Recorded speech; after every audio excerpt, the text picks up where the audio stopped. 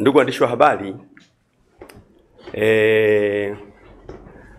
nimewaiteni leo kwa sababu kuna jambo la muhimu sana ambalo nataka kuzungumza, na nimeona kwamba ni vizuri niwaite ili sasa tuzungumze.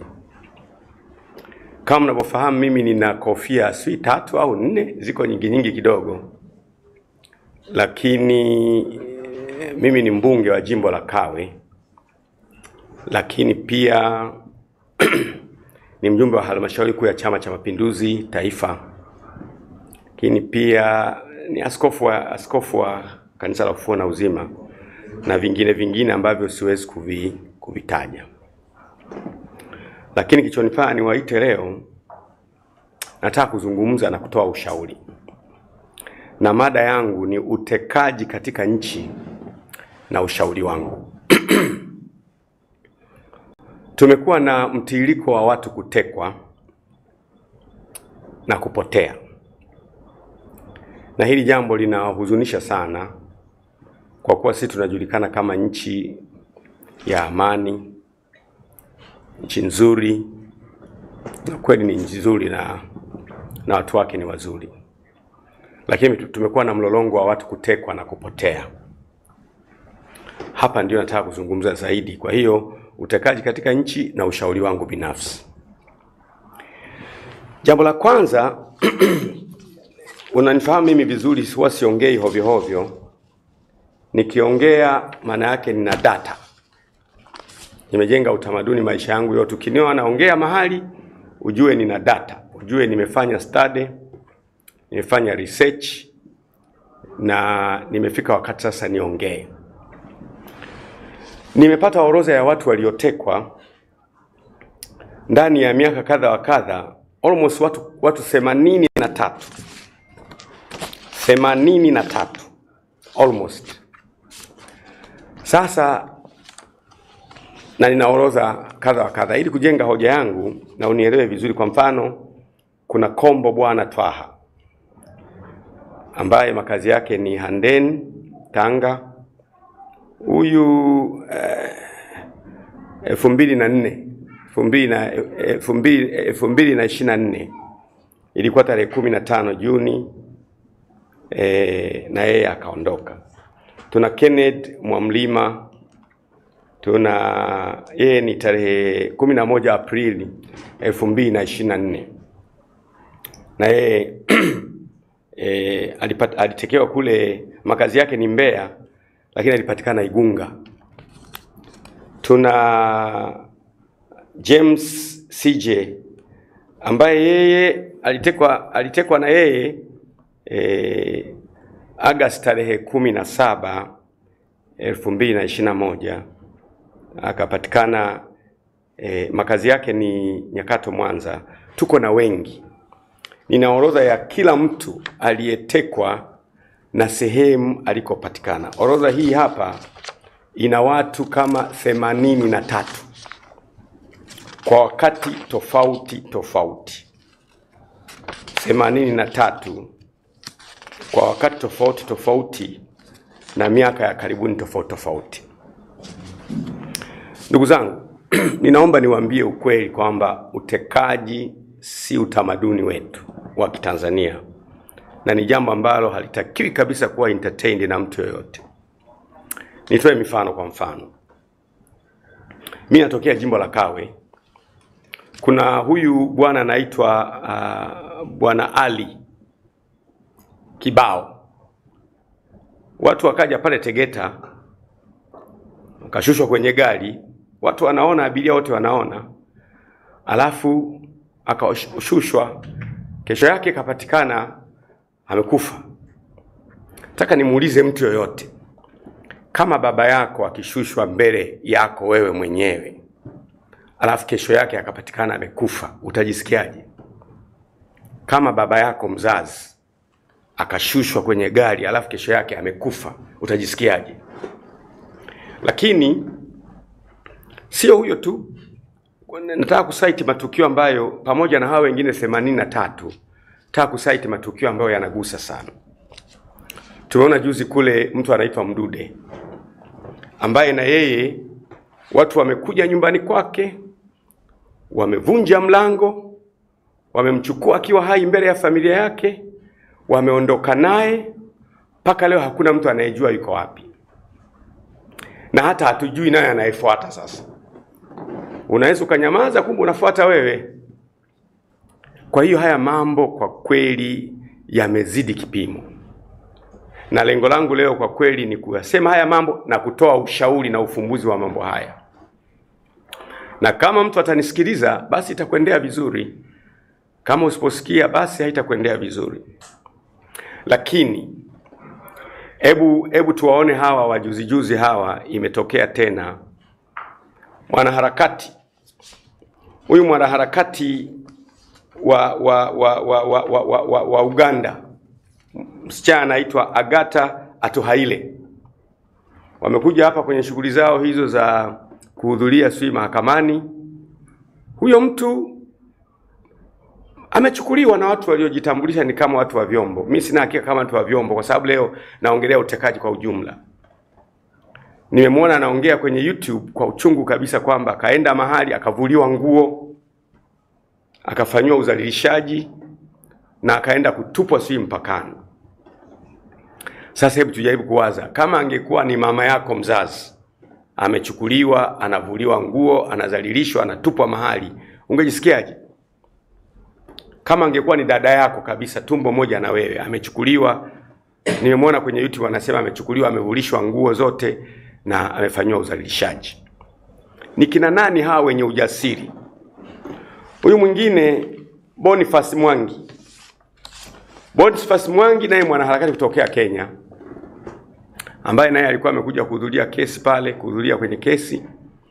Boniface na yeye tumemwona sasa, nafikiri ilikuwa Serena Hoteli. Watu wanabisha, wanajitambulisha kwamba ni watu wa viongozi wa vyombo vya dola.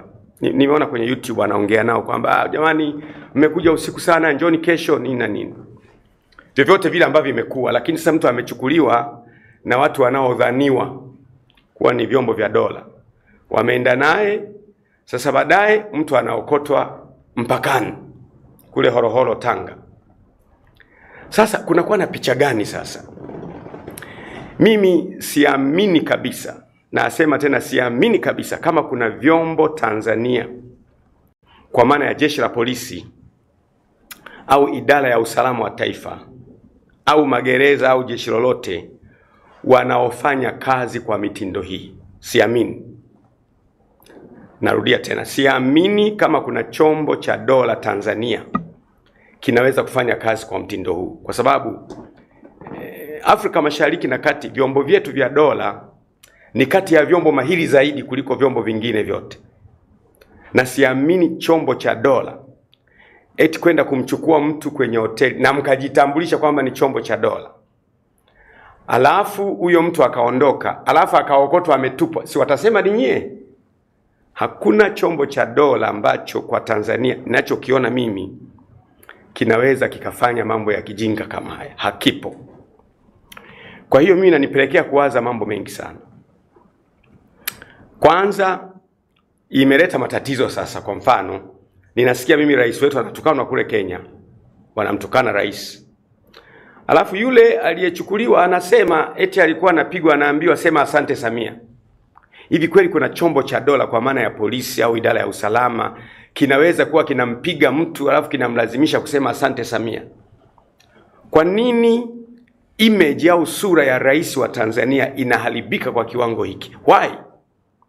Na ni kwa nini tuko kimya? Tunaona, mnajua, watu wote mnajua kwamba kwenye economic diplomacy kuna mambo mawili. Kuna mahusiano na kuna biashara. Sasa mahusiano ya nchi na nchi yanapoharibika, biashara itakwendaje? Italeta matatizo makubwa kabisa. Na mpaka sasa umefika wakati tunaongelewa kwenye mitandao nchi yetu kama ni mahala pa hatari. Hii inaathiri mambo mengi sana. Kwanza inaathiri utalii wetu. Watu wanaanza kuona Tanzania si mahala salama. Mtu unaweza kuchukuliwa kwenye hoteli na ukatupwa. Watu wanaanza kuona Tanzania sio mahala salama. Why? Mtu unaweza kuchukuliwa ukatupwa na watu wanaojitambulisha watu wa vyombo. mimi nataka niseme, lengo langu la kuongea ni kusema mimi sikubaliani na vitu hivi 100%. Hivi vinaitwa vya kijinga, havifai kutajwa kwenye jamii ya Tanzania. Na pengine mtu ataniuliza, wewe ni mbunge, kwa nini hujaongea bungeni? Watu wanasipenda kusema hivyo. Leo bungeni kuna dakika za kikanuni za kuongea, dakika 10 mpaka 14 tu. Huwezi kuweka hoja kama inayotaka kuiweka. Hata ukiongea kwenye kamati uwe kwenye kamati husika. Lakini pia leo siongei kama mbunge. Anayeongea hapa ni mtu yule yule, lakini siongei kama mbunge. Mwingine anasema, sasa wewe kwa nini usiongee kama mneki wa CCM? Ni kweli mimi ni mneki wa CCM, ila leo siongei kama mneki wa CCM. Mwingine anasema, wewe ni askofu, kwa nini usiongee kama askofu? Leo siongei kama askofu. Leo naongea kama Mtanzania. Kabla ya uaskofu, kabla ya uneki, kabla ya ubunge, utanzania nilikuwa nao. I am talking as a citizen of my country. Naongea kama raia wa nchi yangu Tanzania, kwamba utekaji katika nchi yetu haukubaliki hata kidogo. Nataka mtu awaze. Hebu jaribu kuwaza mama yako mzazi aliyekuzaa, au kaka yako mzazi, kaka yako, watu wanakuja kumchukua ndani ya nyumba, wanaondoka naye alafu haonekani. Mimi siongei kwamba wale wanaopotea wana makosa au hawana makosa. Makosa yao siyajadili, kwa sababu sio kila kosa adhabu yake ni kifo au kutekwa. Kwa mfano, wewe una mwanao na mtoto wako kabisa amekosea, labda ametukana serikali au amefanya uhalifu, amefanya hivi. Taratibu zinazotumika ni kumchukua mtu huyu, kumarrest, kumpeleka mahakamani, ahukumiwe na mahakama. Sio adhabu ya kila mtu ni kupotea. Hapana, hili jambo halikubaliki kabisa. Na sasa ni nani anayefanya haya mambo sasa? Hii ndiyo hoja yangu. Kumbuka hoja yangu mimi ni utekaji na ushauri kwa taifa. Ni nani anayefanya haya mambo? Je, ni jeshi la polisi? Jeshi la polisi nalo lijua haliwezi kufanya hivi. Je, ni idara ya usalama wa taifa?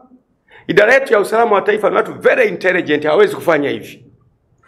Je, ni jeshi la wananchi? Jeshi la wananchi haliwezi kufanya hivyo. Je, ni magereza? Magereza haliwezi kufanya hivyo. Huwezi kwenda kumchukua mtu nyumbani, kumchukua mtu kwenye hoteli na ukajitambulisha kwamba wewe ni polisi, halafu mtu akaokotwa ametupwa. Sisi watu watasema ni wewe. Hakuna mtu mwenye uwezo wa kufanya hivyo. Lakini matokeo yake, notion iliyopo ni mzigo wote unapelekwa kwenye vyombo vya dola. Vyombo vya dola vinachafuka, rais anachafuka, nchi inachafuka, na sisi tunachafuka. This matter cannot be accepted kwenye nchi yetu. Haliwezi kukubalika. Ndio maana mimi nimeamua niongee kama Mtanzania. Narudia tena, naongea kama Mtanzania. Hili jambo haliko sawa sawa. Sasa nataka nishauri ufumbuzi wake. Si kweli, na nasema tena si kweli, kwamba vyombo vyetu pia havina habari kabisa na kinachoendelea. Hiyo si kweli. Si kweli. Mimi nashauri mambo yafuatayo. Hii orodha ya waliotekwa ninayo hapa yote, mmoja na mahali potekewa. Nina peji kama peji 18 hivi za watu 83 wanatekwa, kidnapping in our country, abduction. Ushauri wangu wa kwanza, lazima awepo anayewateka watu. Yupo, na anawateka kwa makusudi yake. Lazima yupo. Ushauri wangu wa kwanza, ambao ni wa muhimu sana. Mkuu wa idara ya usalama wa taifa, nianze na mkuu wa idara ya usalama wa taifa. Unajua ni very sensitive kuongea habari za mkuu wa idara ya usalama wa taifa. Si mnajua Lakini ni lazima tuzungumze. Tanzania ni yetu sote. Na ni Tanzania kwanza, mengine yote yanafuata. Narudia tena, Tanzania ni yetu sote. Na ni Tanzania kwanza, mengine yote yanafuata.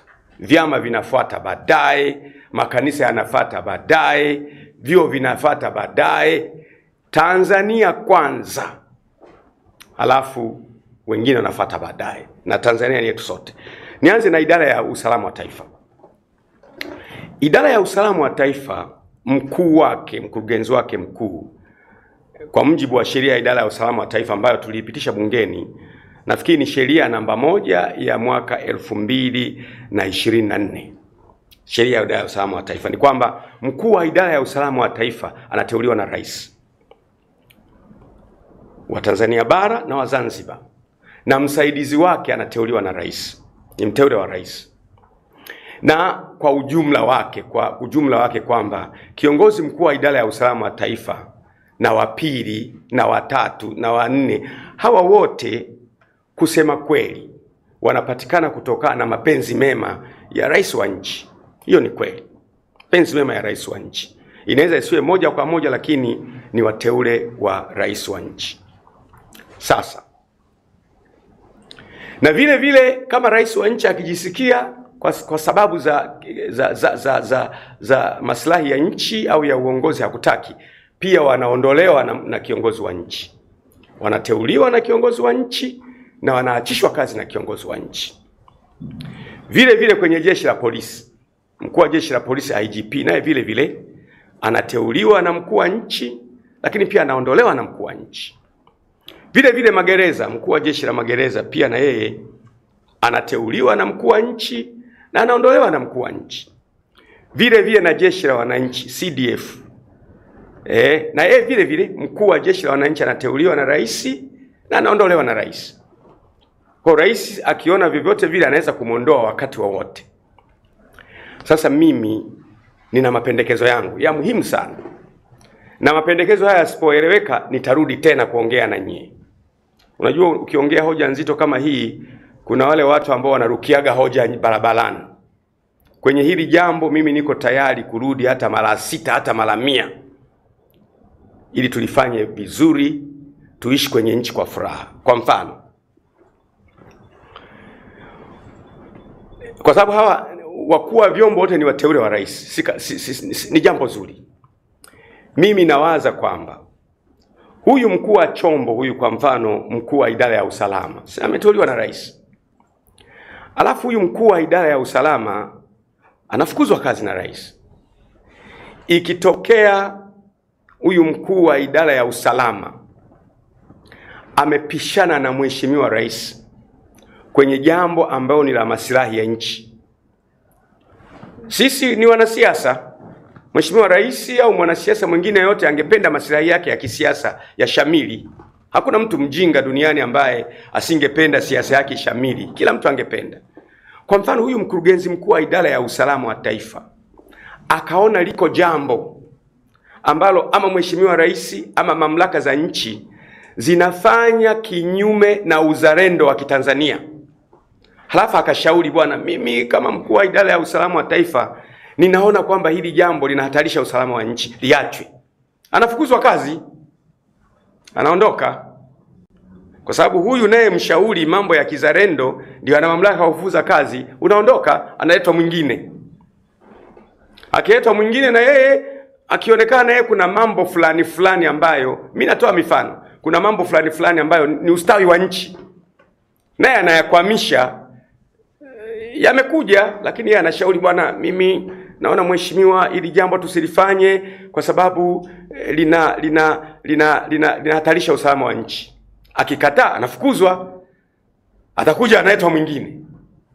Na yeye anaambiwa, bwana, tunaelekea hivi, lakini yeye kwa profession, kwa taaluma yake, anaona hili jambo kwa usalama wa nchi, kwa uzalendo wa nchi, kwa future ya nchi haliko sawa.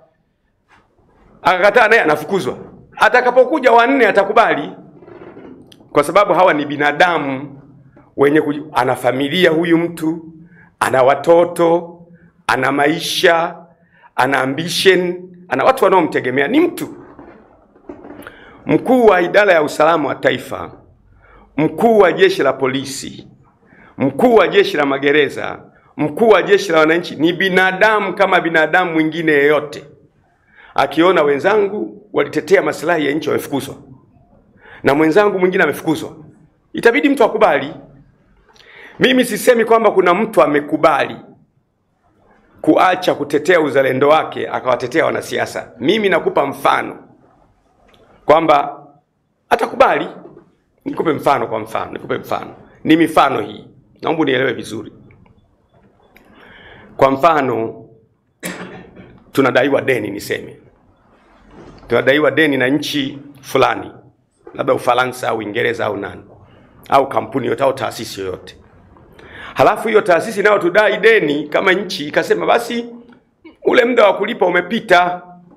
Tunaomba sisi mtukabidhi ziwa Tanganyika tuwe tunaliendesha kwa miaka 100 au miaka 30 au miaka 40.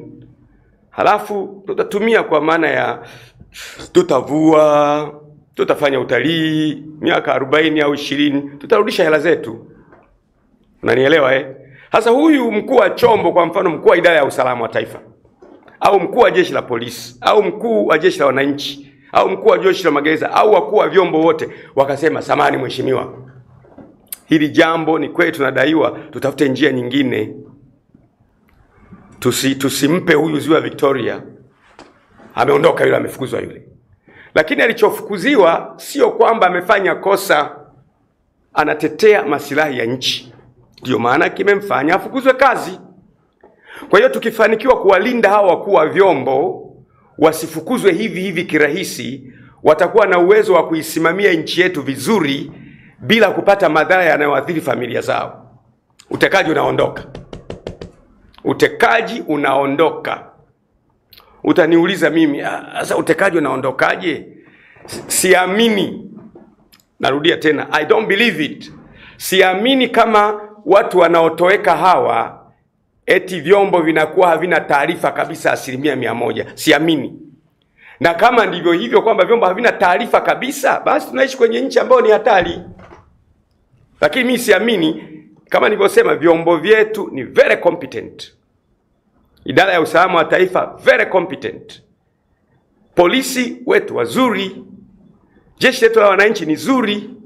Lakini mahala ambapo wakuu wa vyombo hapa wanafuatilia jambo, halafu wakakumbana na wanasiasa sisi na mamlaka za kisiasa, kwa maana ya rais labda ana interest nalo, halafu mkuu wa chombo akasema, bwana mheshimiwa rais, bwana hii tuliache, anafukuzwa. Anaitwa mwingine, bwana hili tuliache, anaondoka. Anafukuzwa mwingine. Wakifukuzwa 3, 4, 5, atakayekuja wa 6 au wa 5 atakubali. Kwa hiyo nchi itaanza kwenda upande. Na hili jambo ni ngumu kulizungumza, lakini lazima lizungumzwe. Kwa hiyo mimi nashauri mambo yafuatayo. Cha kwanza ambacho nashauri, nisikilizeni vizuri. Mimi course mnanijua mimi siongei mambo ya hovyo, na ndio maana sijawahi kuongea na media tangu nimekuwa mbunge. Lakini nimeona tutapoteza nchi. Tanzania ni yetu sote, na Tanzania kwanza, mengine yote yanafuata. Ushauri wangu wa kwanza,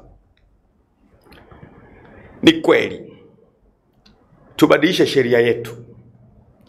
Iendelee kwamba wakuu wa vyombo, kwa maana ya DGIS, mkuu wa idara ya usalama wa taifa na msaidizi wake na wasaidizi wake, wale wateule wa rais wote, mkuu wa jeshi la polisi IGP na watu wote ambao ni wateule wa rais, mkuu wa jeshi la magereza, mkuu wa jeshi la wananchi, wateule wa rais wote, ni kweli wao wanateuliwa na rais. Lakini wakitaka kutoka, sababu zao za kutolewa zipelekwe kwenye kamati ya bunge ya usalama na mambo ya nchi za nje, kwamba huyu bwana nilimteua mimi, lakini nataka kumtoa. Zionwe sababu hizo, tuzione, tuone kwamba je, huyu hatolewi katika nafasi yake kwa sababu ya uzalendo aliofanya? Mtu anataka nielewe. Ili wabunge, kuna kamati ya ulinzi na usalama na mambo ya nje ya bunge, waangalie kwamba mtu anapotaka kutolewa, kama nchi zingine, unaona kama Marekani, kiongozi wa chombo anapokuwa anateuliwa, kama unavyojua, anahojiwa na maseneta, wanamhoji.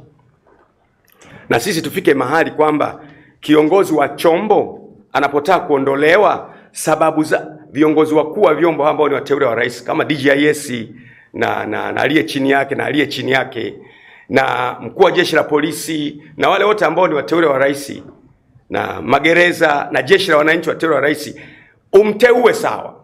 Ili tulilinde taifa, unapotaka kumtoa, sababu za kumtoa yule mtu ziletwe kwenye kamati ya ulinzi na usalama na mambo ya nje ya nchi ya bunge, kwamba huyu bwana tunataka kumtoa, lakini sababu za kumtoa ni hizi hapa, ni hizi hapa, ni hizi hapa, ni hizi hapa, ni hizi hapa, ili kusudi tuone, je, huyu mtu hatoki kwa sababu ameitetea nchi yetu?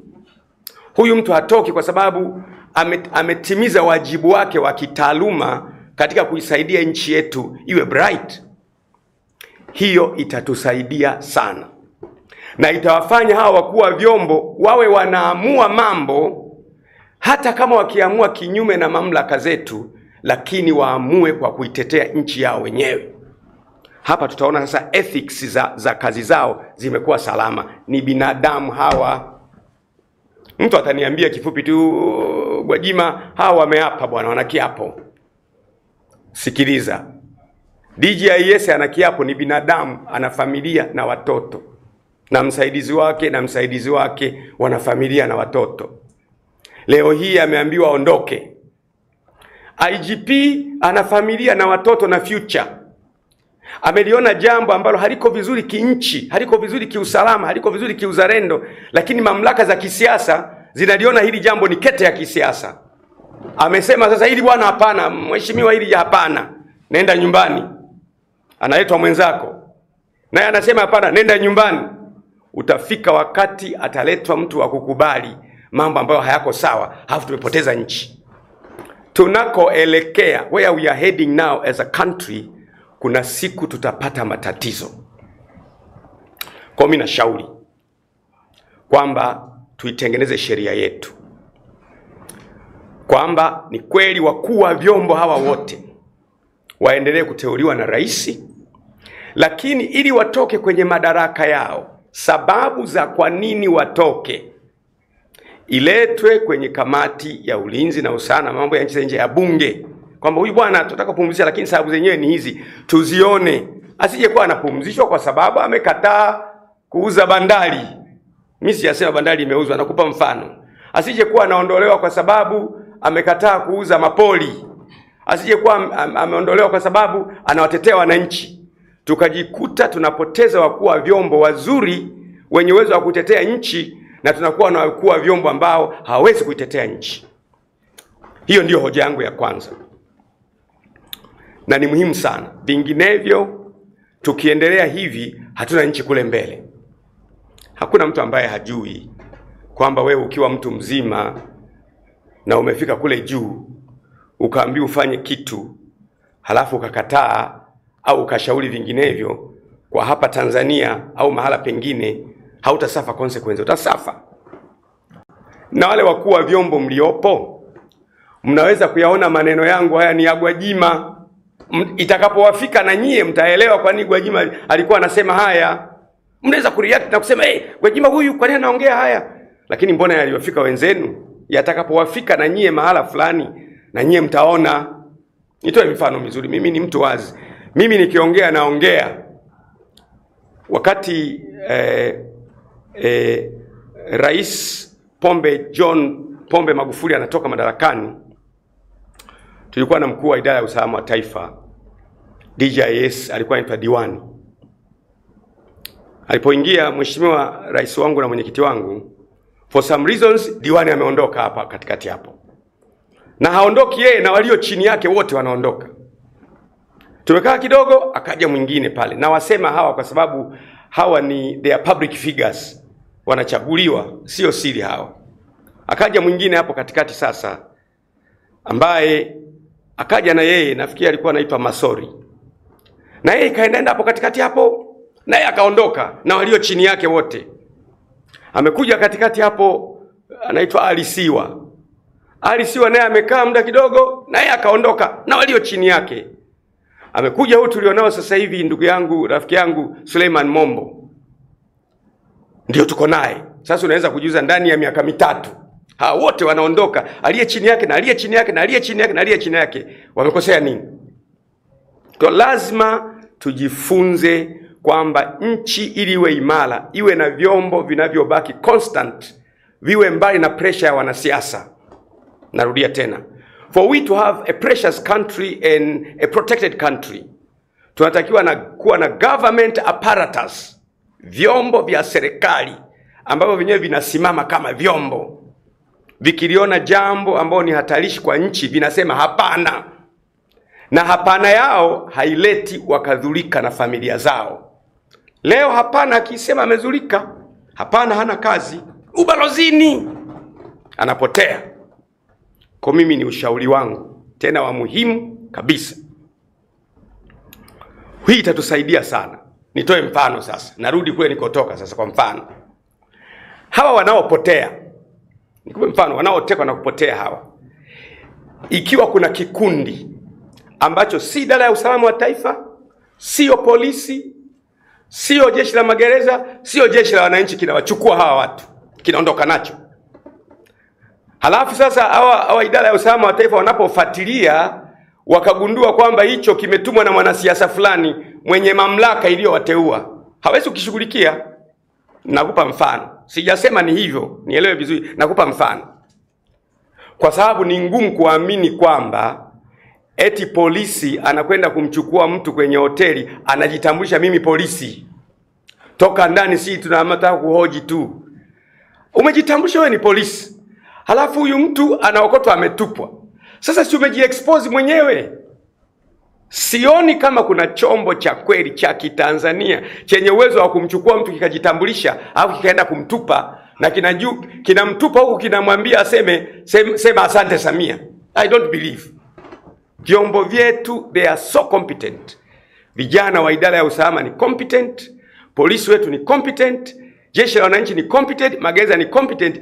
Ila mimi nahisi navyoona kunaweza kuwa na vikundi vya watu vinavyofanya hii kazi.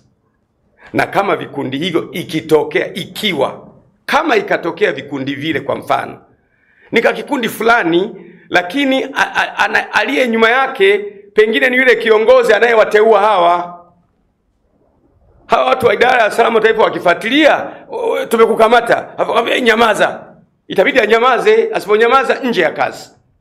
Hawa polisi wakifuatilia wagundua sio sisi, nika kikundi fulani, wakikataa kunyamaza nje ya kazi, maana yake hatutakuwa na nchi.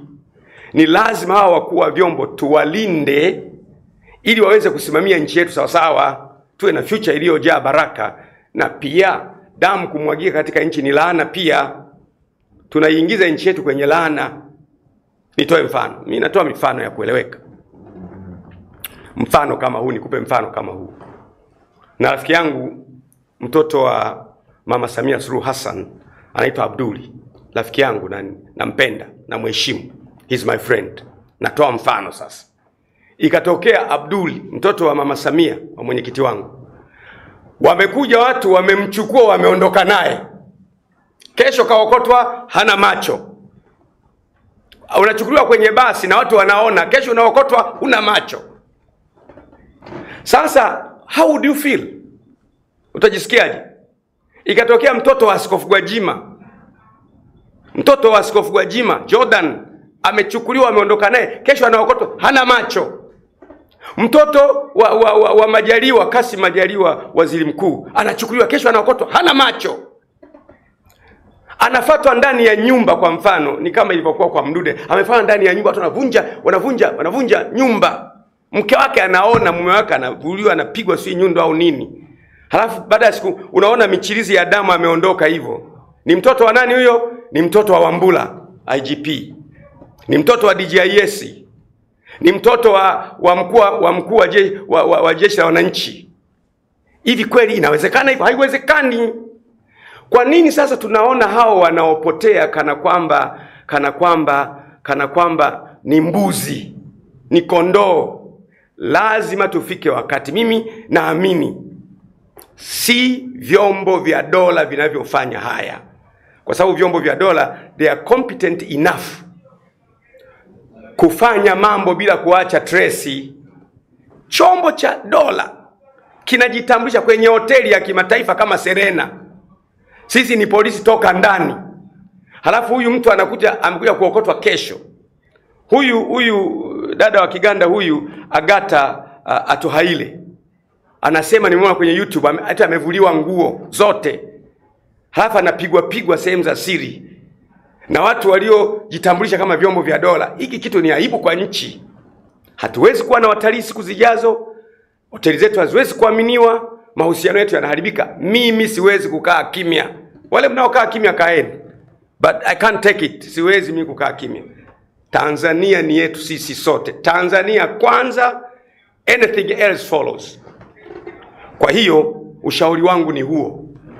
Panapotokea kwa mfano kama nilivyosema niseme kwa mfano mkuu wa idara ya usalama wa taifa na msaidizi wake na walio chini yake ambao ni wateule wamepinga jambo ambalo wanaliona lina maslahi kwa nchi, si wanaondoka? Anakuja mwingine anapinga, anaondoka. Anakuja mwingine anapinga, anaondoka. Tutakuwa na idara za usalama ambazo sio stable. Lazima tuilinde nchi yetu. Na hawa kazi ya idara ya usalama wa taifa, kazi yao ni kukusanya taarifa na kumpa mlaji, kuilinda nchi. Sasa kama hawa wa kuilinda nchi hatujawekea mazingira wailinde nchi na wabaki salama, hatuna nchi siku zijazo. Mfano, acha niwape mfano.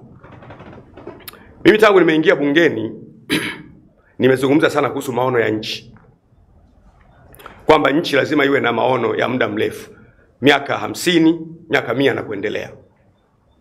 Nikupe mfano.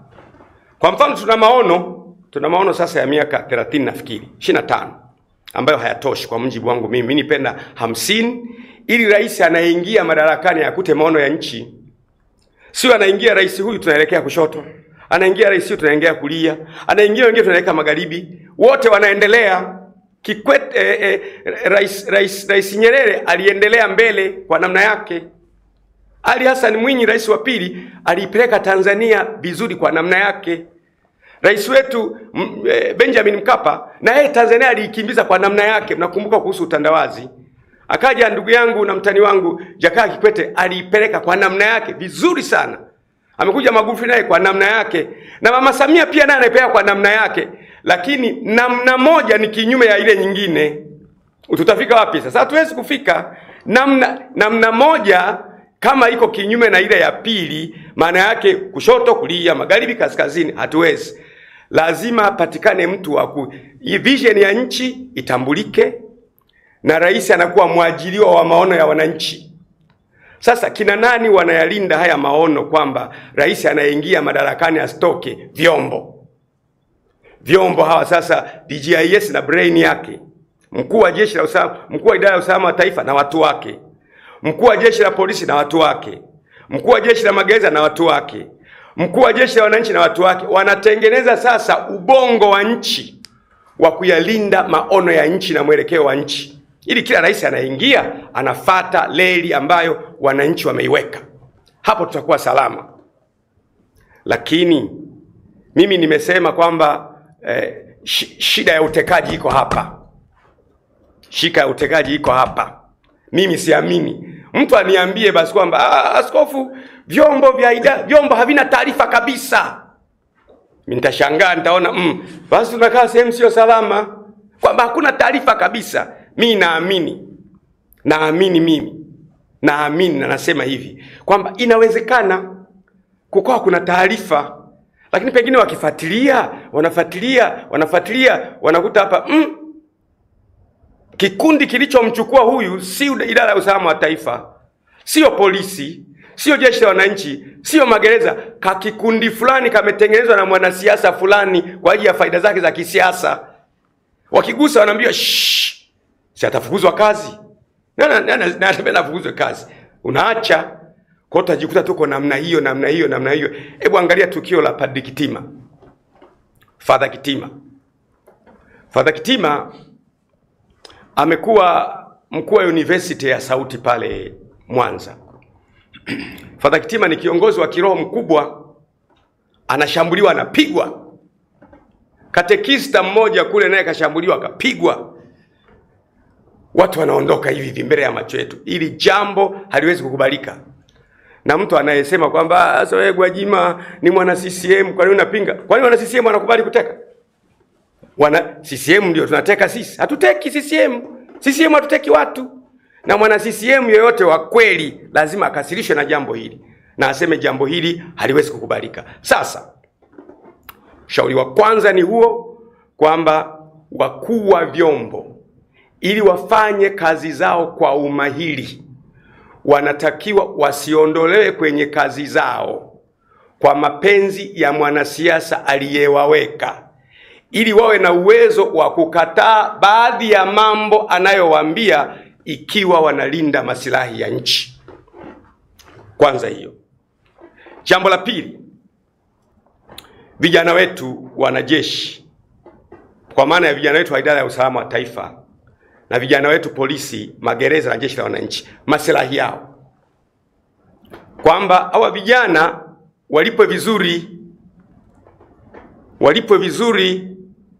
Mimi nasema hivi, huwa na watania watu nawaambia kwamba paka mwenye njaa ukamwachia maziwa lita 2, ukamwambia nilindie maziwa yangu, lakini ana njaa, umemwambia kaa hapo ulinde maziwa, utamkuta huyo paka amekunywa ile lita 1, amesema boss, nilipata njaa, ili niendelee kuwa kwenye lindo nimekunywa lita 1. Na sio kwamba huyu paka hana maadili, ana njaa. Lazima tujifunze kuwalipa vizuri majeshi yetu. Sisemi kwamba hawalipi vizuri, naomba mtu anielewe. Sisemi kwamba hawalipi vizuri. Kama wanalipa vizuri, basi vizuri zaidi. Tutakuwa na vijana imara, tutakuwa na wanajeshi imara, wanalipwa vizuri, maslahi yao yako vizuri, bima zao ziko vizuri, nyumba zao ziko vizuri, kila kitu kiko vizuri. Tutakuwa na polisi imara, wana mishahara mizuri, wanalala mahala pazuri, maslahi yao vizuri. Tutakuwa na jeshi la wananchi imara, waliotoa uhai kwa ajili ya kulinda nchi zetu, wanalipwa vizuri, wanalala pazuri. Na sasa jambo hili la kuwalipa vizuri unaweza kufanyaje? Kwa sababu nchi maliasili zake ni kidogo. Rahisi kabisa. Unamwona Mchina anavyofanya.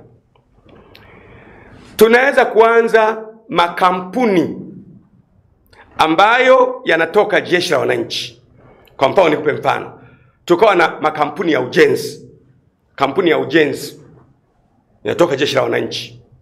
Wanakuwa wanapewa tenda ya kujenga barabara. Kwa hiyo hela inalipwa ndani ya nchi na inazunguka mle kwa wanajeshi mle. Wanajeshi wanapata maokoto, wataipenda nchi yao na watafanya kazi. Tunakuwa na kampuni kwa mfano la umeme. Wanapewa polisi wanakuwa na kampuni yao mle ndani. Polisi wana profession, polisi wana makampuni yao. Inatoka tenda au kazi, wanapewa kampuni ya jeshi la polisi. Wanafanya. Jeshi la polisi watapata pesa ambazo zile tungemlipa Mchina. Jeshi la polisi watapata pesa kwa sababu wana makampuni yao. Hivyo idara ya usalama. Hivyo magereza. Kulikoni sasa hivi barabara zijengwe na Mchina, umeme sio yafunge Mchina, mabwawa yafunge Mchina. Tungekuwa tumeamua kwamba ili tuboreshe maslahi ya vijana wa idara ya usalama wa taifa, tuwe na kitaasisi fulani, kampuni ambayo kazi inapotoka wanapewa. Tutajikuta pesa ya nchi inazunguka mle ndani na vyombo vya nchi vina pesa, sio vyombo vyenye njaa. Mtu mwenye njaa hawezi kukulindia chochote. Kwa hiyo cha kwanza ni hicho, kwamba wakuu wa vyombo wateuliwe na Mheshimiwa Rais, lakini wakitaka kuondolewa, angalau sababu za kuondolewa zipelekwe kwenye idara, kwenye kamati ya ulinzi na usalama na mambo ya nchi za nje ya bunge, ili tuone huyu mtu anaondolewa kwa sababu hakulinda maslahi ya nchi au nini. Cha pili, maslahi ya vijana wetu. Hawa wa idara ya usalama wa taifa walipwe vizuri. Najua wanalipwa vizuri, lakini vizuri zaidi. Vijana wetu wa polisi wanalipwa vizuri, lakini vizuri zaidi. Magereza wanalipwa vizuri, lakini vizuri zaidi. Jeshi la wananchi wanalipwa vizuri, lakini vizuri zaidi. Hii itatusaidia sana kustabilize nchi yetu na kwenda mahala pazuri. Huo ndio ushauri wangu kwa leo, na ninajua sasa notion itakayotokea. Askofu, wewe ni mbunge, wewe ni mneki, wewe ni... Sikutaka kuongea kanisani, sio mahala pake. Sikutaka kuongea bungeni, kwa sababu hotuba ya bunge ni dakika 4. Sikutaka kuongea kwenye neki na utaratibu wake. Nimeongea kama Mtanzania. Ni Mtanzania anatoa ushauri kwa nchi yake. Na kwa nini nimetoa ushauri wa wazi jamani? kwa sababu ninaotaka wasiondolewe madarakani ni vyombo, hawezi kujisemea wenyewe. Ninaosema wasiondolewe madarakani kwa sababu wametimiza wajibu wao wa kizalendo ni vyombo, hawezi kujisemea wenyewe. Unataniuliza kwa nini sasa hujamwambia Mheshimiwa Rais? Kama nimwambia Mheshimiwa Rais ndio mnufaika wa hayo mambo. Si kama mnanielewa. Rais yote sio tu Mama Samia, mimi siongei nikiongea rais naongea taasisi ya rais. Ndio mnufaika wa wale. Hata mimi ningekuwa mwanasiasa, una pressure za kisiasa, si utamtuma mtu huyu bwana, hebu shughulika na yule. Ndio mnufaika. Ukimwambia mnufaika kwamba yeye ndiye ajipunguzie, hakuna utakachoongea. Ninaongea ili watu wote wenye akili na wanajua kuzitumia wayasikilize maneno yangu. Vinginevyo kule mbele tutapoteza nchi. Sasa kwenye mitandao rais wetu anatukanwa. Mimi sijisikii vizuri, ni mwenyekiti wangu wa chama. Nchi inatukanwa. Tunaambia tu Watanzania hatujui kuongea Kiingereza. Unaelewa? Matusi ya ajabu kwa sababu ya mambo madogo madogo haya. Kwa mimi shauri wangu wa leo ni huo, kwamba ni muhimu sana kwa ajili ya kuilinda nchi mambo mawili. Wakuu wa vyombo vyetu vya usalama wote wateule wa rais wateuliwe na rais, lakini wakitaka kuondolewa madarakani, sababu za kuondolewa madarakani zipelekwe kwenye kamati ya bunge ya ulinzi na mambo ya nchi za nje, tuone huyu ndugu yetu anaondolewa madarakani kwa sababu amezuia ziwa Nyasa lisiuzwe. Huyu akae madarakani. Itatusaidia wakuu wa vyombo na vyombo vyetu wanapofuatilia jambo la maslahi ya nchi, alafu kuna mkono wa mwanasiasa, wakatae. Hii itatusaidia sana. Jambo la pili, maslahi ya vijana wetu wa majeshi. Na nimetoa ufumbuzi kwamba kwa sababu Sungura ni mdogo na mapato ni madogo, ni muhimu sasa kama nchi Jeshi la Wananchi liwe na makampuni ya umeme, makampuni ya kujenga mabwawa. Hii inapotokea makampuni ya ujenzi inapewa jeshi. Kipewa jeshi, itafanya jeshi. Wanajeshi watapata pesa. Ile raha ya kuifia nchi yao wataiona. Idara ya jeshi la polisi iwe na makampuni ya ujenzi. Inatoka kujenga barabara, kujenga bwawa, wanapewa jeshi la polisi. Mapolisi watakuwa na pesa ya kutosha. Wao comfortable. Hawataomba hela mtaani. Hiyo vile jeshi la magereza liwe na makampuni ndani. Ndivyo Mchina anafanya hivyo. Kila kampuni ya Kichina unayoiona hapa Tanzania, kampuni nyingi za Kichina ni sehemu ya serikali. Kwa hiyo pesa itabaki ndani ya nchi, halafu na wananchi wenyewe walio ndani mle watakuwa waajiriwa kwenye makampuni hayo. Mzunguko wa pesa utaongeza katika nchi, majeshi yatakuwa imara, tutalinda nchi yetu. Nawashukuruni sana. Hayo nimetaka niyaongee kwa sababu vyombo haviwezi kujiongelea vyenyewe. Hata wakuu wa vyombo mliopo mimi siwafahamu sana. Lakini nyinyi mnaweza kuona huyu Gwajima kwani kaongea hivyo. Mtakuja kuyaelewa mambo nayo sema mkiwa mko kwenye nafasi zenu. Walikuwepo kama wenyewe wakaondoka. Mtasema wewe kwani unamuongelea Mheshimiwa Rais? Naongea rais kama taasisi. Siongei rais kama mwenyekiti wangu wa Chama cha Mapinduzi Mama Samia Suluhu Hassan. Mimi nataka niishie hapo. Jambo kuu sana, Tanzania ni yetu sote na ni Tanzania kwanza, mengine yote yanafuata. Asanteni kwa kunisikiliza. Asante sana. Asante sana. Nadhani kwa leo tutaishia hapo na tutakuwa na maswali yote ya kuuliza kwa mwongeaji. Nashukuru sana kwa kuja. Asante sana. Pengine kuna watu wata-comment kule. Kuna mtu akicomment mjanja nitarudi tena. Hili jambo hili mimi nimelivalia njuga mpaka watu waache kutekwa. Nitarudi tena. Na nikirudi sasa safari hii itakuwa sio kama hii mara ya kwanza. Asanteni sana na washukuruni sana. Asante sana. Asante sana. Tunaweza kuuliza? Naomba kuuliza maswali. Nataka hoja yangu hii kwanza iende. Nisingependa hoja za maswali zitawale hoja yangu. Maswali yetu yanatokana na unachokisema. Tafadhali sana. Sisi ni waandishi wa habari, ili tutarudi yetu kutoka huko.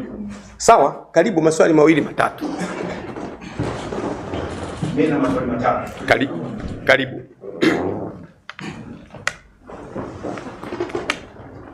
Umewatetea sana hapa vyombo vya usalama wa nchi, maana ya usalama, jeshi. Swali langu mimi, wakati yule Mkenya Boniface Mwangi anaondolewa pale Hayati na Serena, na mpaka anapelekwa Police Central. Mimi nilikuwepo na nilifuatilia swala hili. Sasa leo ukisema uamini kama polisi wanaweza kufanya jambo hili au usalama au idara yote ile,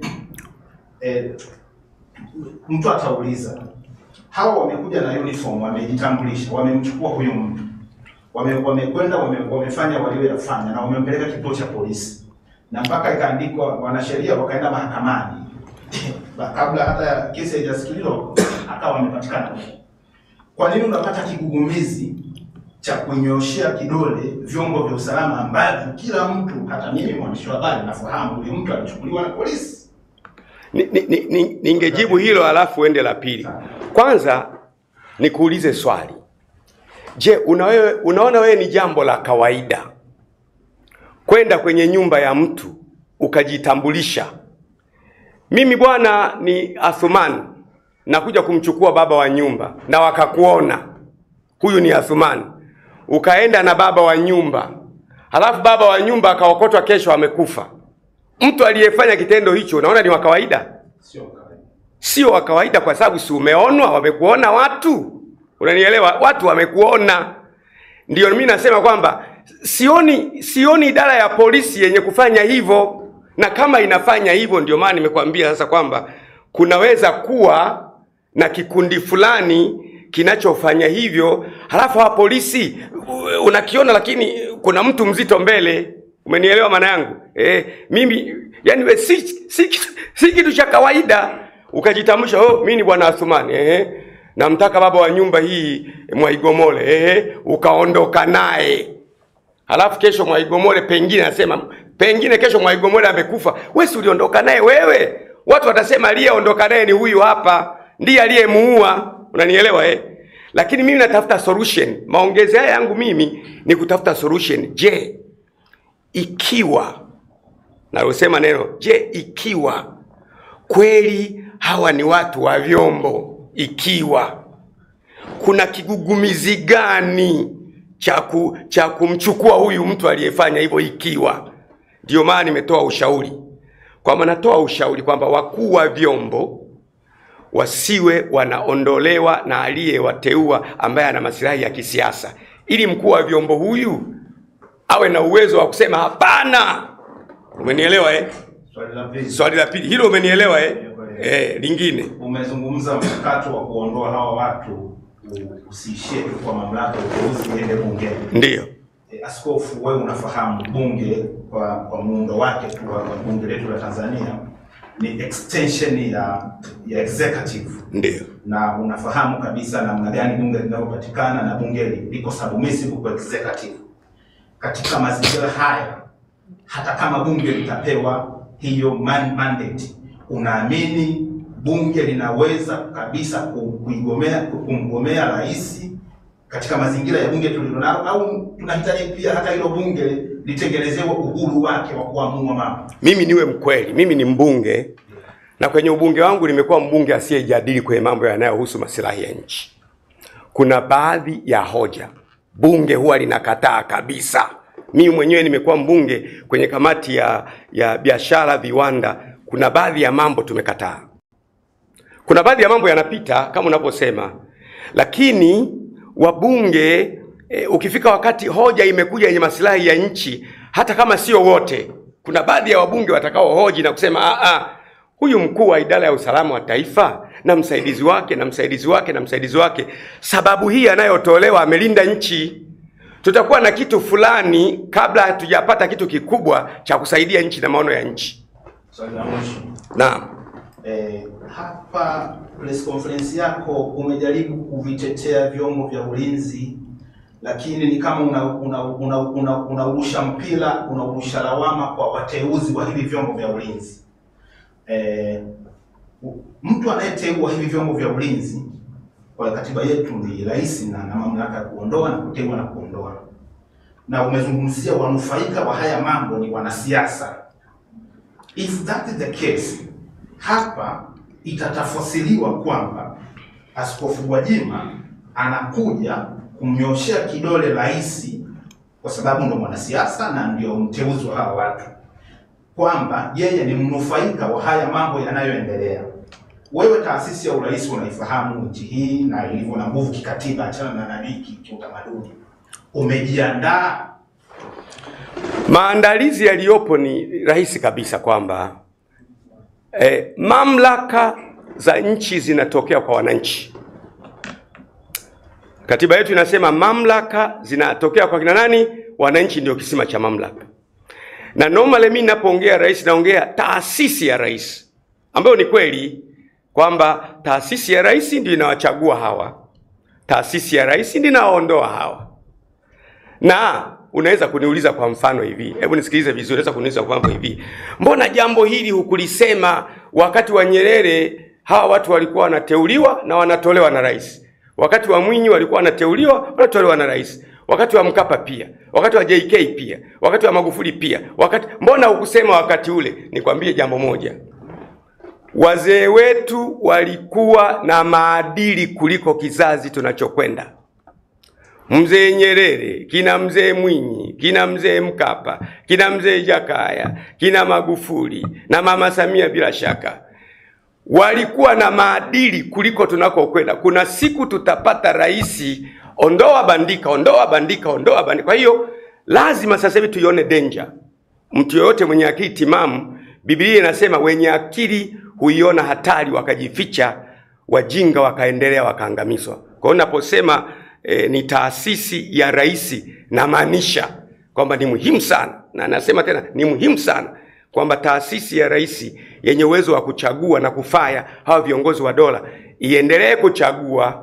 Inapotaka kuwafukuza mtu mwingine aangalie sababu za kufukuzwa hawa watu, ili miaka ijayo anaweza kutokea rais ambaye hana busara kama rais tulionao, tukapoteza nchi. Nafikiri nimemaliza maswali yako. Nakushukuru sana. Sawa, moja na mimi kwa upendeleo. Karibu. Kwa nafasi yako ya ubunge askofu, labda watu waweza kutafsiri na kipindi hichi ambacho tunaelekea cha uchaguzi. Je, unaweza ukawaeleza labda wananchi au wapiga kura wako kama kuna harakati hizo hichi unachokizungumza kina uhusiano wote na harakati zako? Kama nilivyosema, leo mimi ni mbunge na ni mneki wa Chama cha Mapinduzi na ni askofu na ni Mtanzania. Leo nazungumza kama Mtanzania. Tanzania kwanza, na sisi sote Tanzania ni yetu. Kwa hiyo na nitasema tena na tena na tena. Najua watu watazungumza, mtu atakazungumza nitarudi tena. Asante sana, washukuruni sana.